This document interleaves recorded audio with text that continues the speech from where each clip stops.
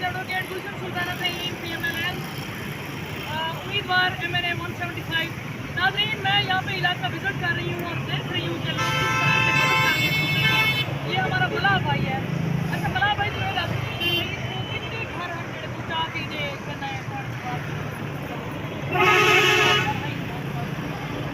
सारे लोग। अच्छा वो कल भी डाल दिया सवाल भी जाए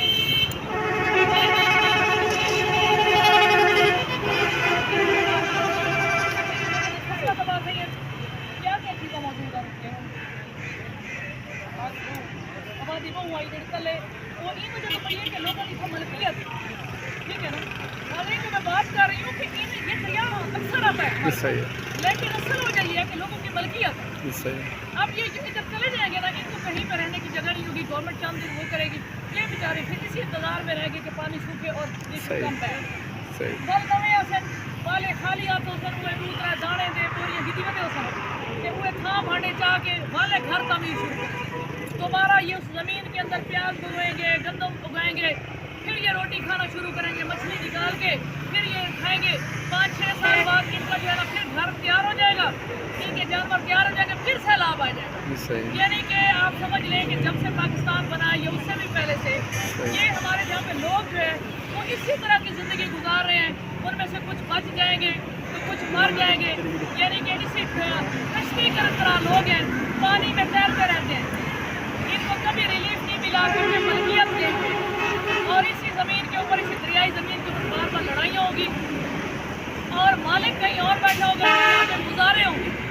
इनको कुछ बचे या ना बचे, जब इतनी पॉपुलेशन की हालत ये वाली होगी, गुजारों वाली होगी, तो क्या लिविंग स्टैंडर्ड, क्या वो लोग अपने बच्चों को पढ़ाएं? ये बच्चे क्या चांद मरीज पे जाए?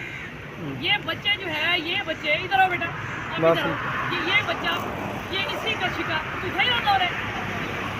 अच्छा ठीक है ना, ये बच्चा ये जिसको पेट के लाले पड़े हुए हैं, तो ये सोचे कि ये बिल गेट्स की तरह पोलियो के कतरे भेजेगा दुनिया को, सवाल ही पैदा नहीं होता।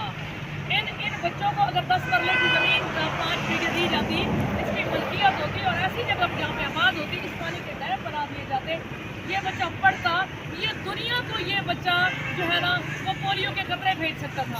राशन भी, ये इंसान है, इस इंसानों से जिन्होंने फ़ायदा लिया है, तो वो कौमें वहाँ पे बैठी हुई हैं, चांद पे भी वही पहुँची हुई हैं, मरीज पे भी वही पहुँची हुई हैं।